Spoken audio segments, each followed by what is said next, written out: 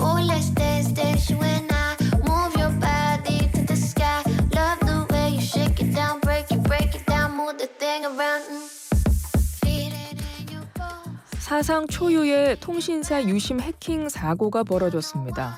국내 1위 통신사죠. SK텔레콤 서버가 해커의 공격을 받고 가입자들의 유심 정보가 대량 유출된 건데요. 어제부터 전 고객 대상 유심 무상 교환이 시작됐지만 첫날부터 물량 확보가 제대로 이루어지지 않았고요. 결국 온라인 예약 접수와 기존 유심을 초기화하는 방식을 병행하겠다고 통신사에서 밝혔습니다. 국내 1위 통신사의 유심 해킹 사고. 과연 유심만 교체하고 초기화하면 안심해도 되는 걸까요? 전문가와 이야기 나눠보겠습니다. 이병태 전 카이스트 교수 전화 연결합니다. 교수님 안녕하세요. 예, 안녕하십니까. 예, 일단 유심에 대해서 좀 여쭤보겠습니다. 유심 안에는 어떤 정보들이 들어있죠? 우선은 우리나라에서 이제 개인들한테 그 주민등록번호가 있잖아요. 네. 그것처럼 전 세계에서 어디나 통신되려면 그 가입자의 고유 번호가 있습니다. 그래서 어떤 통신사 세계 어딜 가든 저한테 전화 오는 거를 연결해 주려면 그 고유 번호를 가지고 식별하거든요. 그래서 그 가입자 고유 번호가 들어 있고요. 당연히 전화번호. 그 다음에 이제 그걸 인증하는 뭐 인증키 같은 것도 들어 있고, 사람들에 따라서는 이 유심에다가 일부 전화번호를 저장하기도 하고, 또 우리 문자 오간 것도 저장하기도 하고, 연락처 정보를 저장하기도 하고, 특히 이제 걱정되는 거는 우리 그 어플리케이션 데이터 중에서 특히 교통카드라든지 모바일 결제라든지, 그다음에 금융기관 통신사의 인증 앱들이 그 유심 속의 보안을 활용해서 하고 있거든요. 네. 그래서 그 유심 안에 그런 암호화된 정보들, 인증 정보들을 저장하기도 합니다. 그래서 그런 것들이 이제 악용될까봐 우리가 그 큰 걱정을 하고 있는 거죠. 그렇죠. 지금 말씀해주신 아주 여러 다양한 또 중요한 정보들이 유심 안에 들어있는 건데요. 그 중에서도 이번에 해킹된 정보는 뭐라고 지금 통신사에서 말을 했죠? 현재 이제 가입자 인증 정보가, 그래서 가입자 식별 정보, 우리가 지금 IMSI라고 그러거든요. 네. 인터내셔널 모바일 서브스크라이버 아이덴티티라고 하는, 그리고 단말기 식별 번호, 유심 카드 번호, 유심 인증키 등이, 그러니까 주로 그 개인의 가입자의 전화기를 고유하게 인식하는 정보가 유출됐고요. 다른 뭐 전화번호는 사람에 따라서 문자나 뭐 연락처 정보 이런 거는 저장할 수도 있고 안 할 수도 있고, 대부분 요즘은 클라우드에 저장하기 때문에 옛날처럼 유심 카드에다 저장을 많이 하지는 않습니다. 그리고 그 금융 인증 정보 같은 것들이 해킹 당했다는 증거는 아직 없는 것 같습니다. 그래서 개인 그 인식 식별 정보들이 지금 해킹당한 것으로 알려져 있습니다. 네. 과거에도 개인정보 유출 사례는 종종 있었잖아요. 그런데 과거와 비교해 봤을 때 이번 사고는 지금 얼마나 심각하다고 볼 수 있나요? 글쎄요, 불안하시긴 할 건데, 예.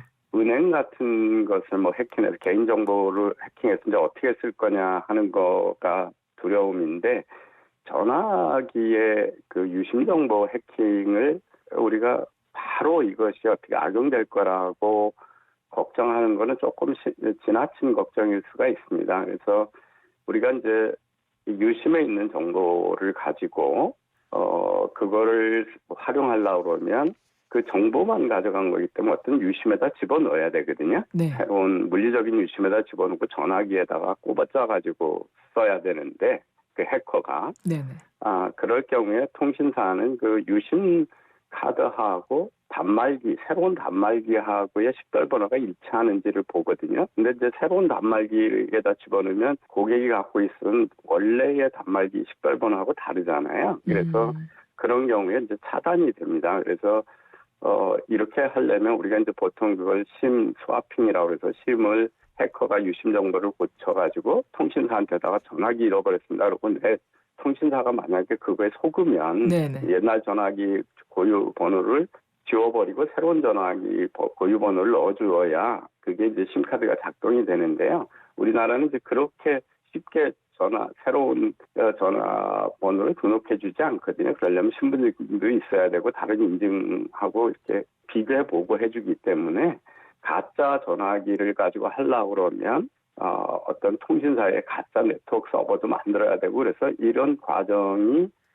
다 통과되기에는 통신사들이 새로운 해킹된 심들이 작동하는 걸 막는 여러 가지 보안 책들이 있기 때문에 그렇게 당장 크게 걱정하실 필요는 없을 것 같다 이런 생각을 합니다.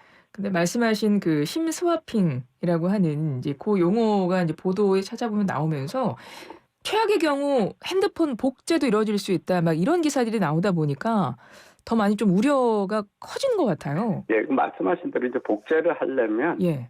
그 통신사를 속여야 돼요. 그러니까 같은 심 정보를 가지고 두 사람이 쓸 수는 없거든요. 네네. 제가 지금 심 카드를 바꾸지 않고 제가 해킹을 당했지만 심 카드를 계속 쓰는데 해커가 다시 같은 그 유심을 다른 전화기에다 꽂아가지고 통화를 하려고 그러거나 사용하려고 그러면 충돌이 일어납니다. 그래서 그런 의미에서 심 스와핑은 이론적으로는 가능해요. 네네. 통신사에 새로운 전화기를 등록하고 이런 데서 속일 수 있으면 가능한데 그런 것들은 실제적으로는 하기가 상당히 어렵습니다. 그럼 이건 어떤가요?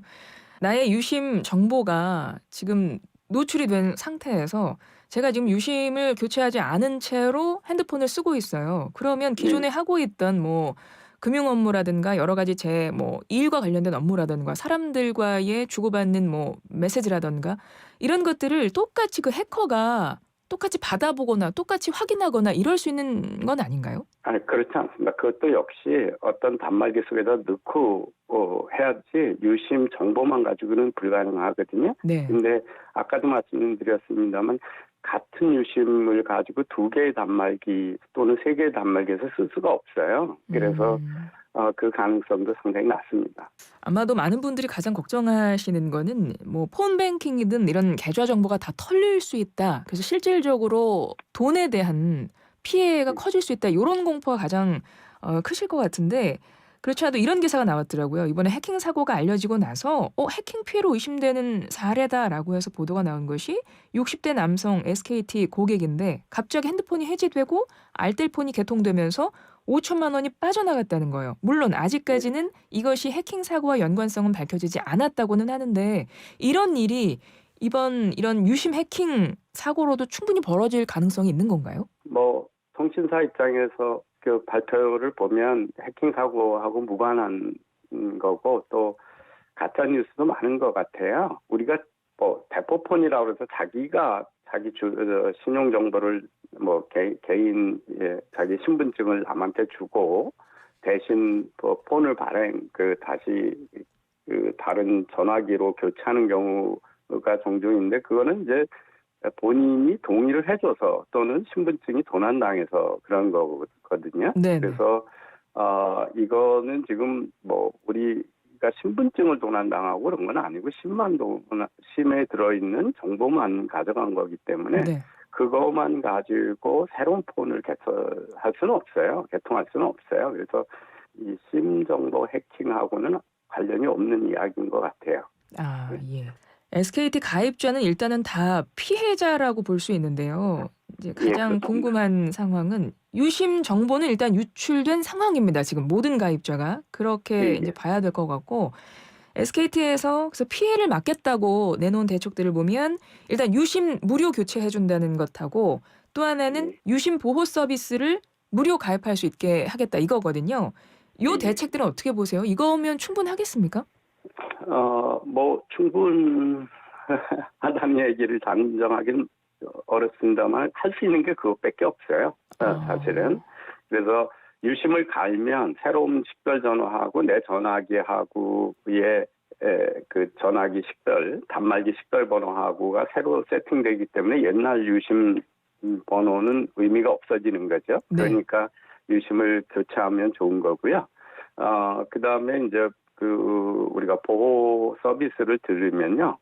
유심 교체하는 것보다 더 좋을 수가 있어요. 이게 계속 소프트웨어나 이런 걸 통해서 이상한 것들을 그 해커가 유심을 악용하는 것 같은 것들을 계속 감시하면서 차단하는 시스템이거든요. 그래서 네네.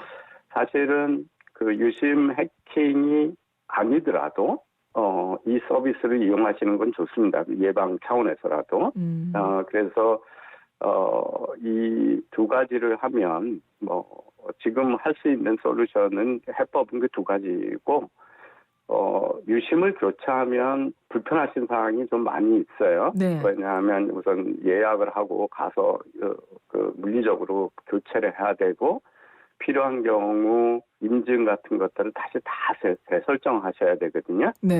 그러니까 그런 것들을 하시는데 불편한데 유심 보호 서비스를 하면 이제 그런 불편은 없습니다. 그런데 일단 지금 유심 뭐 물리적으로 유심 재고도 부족하고 그러시니까 보호 서비스를 먼저 해놓으시고 천천히 유심 교환을 하시는 재고가 되는 대로 하시는 것이 아마 순서가 아닐까. 그래서 이 보호 서비스는 유심 해킹을 앞으로도 네.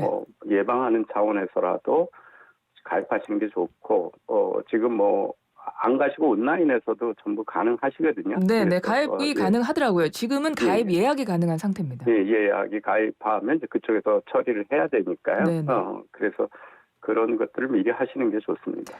알겠습니다. 그러니까 앞서 그 사례 60대 남성 고객 사례에서 말했듯이 갑자기 핸드폰 해지되고 다른 데서 내 핸드폰이 개통되면서 막 거기서 활용이 됐다. 이런 일은 현실적으로 불가능하다 이런 말씀이신 거잖아요. 예, 그거는 아마 본인의 신분증을 어디 잃어버리셨거나 노출이 됐거나 그런데 그것도 원래는 가능성이 상당히 낮은 이야기거든요. 네네. 예. 그러면 유심 교체 또 유심 보호 서비스 가입 말고 통신사 고객들이 지금 당장 할 수 있는 해야 하는 좀 몇 가지 대책이 있다면 알려주실 수 있는 게 있을까요? 아까도 말씀드렸습니다만은 보호 신청을 먼저 서비스를 신청을 하시고요. 네. 그 밖에도 뭐 명의 도용 차단 서비스라든지 번호 도용 문자 차단이라든지 여신거래 안심 차단 등 부가가치 서비스들이 쭉 있어요. 네. 그래서 자기 금융정보에 또는 전화기를 악용하는 것에 대해서 보호하는 서비스 가입을 많이 하시면 되고요. 네네. 그다음에 이제 사용하시면서는 교통카드 같은 거 또는 신용카드 넣으시고 NFC 기능 같은 거 켜놓고 이제 우리 뭐 이제 무슨 페이 그러면 그냥 전화기 되면 우리 신용카드 결제 자동으로 되고 그러잖아요. 네. 그래서 그런 것들을 당분간은 늘 켜놓지 마시고 사용할 때만 활성화하고 네. 그러시는 주의를 좀 하실 필요가 있습니다. 알겠습니다. 일단은 유심 교체라든가 유심 보호 서비스 가입하시는 게 좋겠고 명의 도용 차단 서비스를 하시는 것도 좋고 번호 도용 문자 차단, 여신거래 안심 차단 같은 것 가입하시는 게 좋겠다.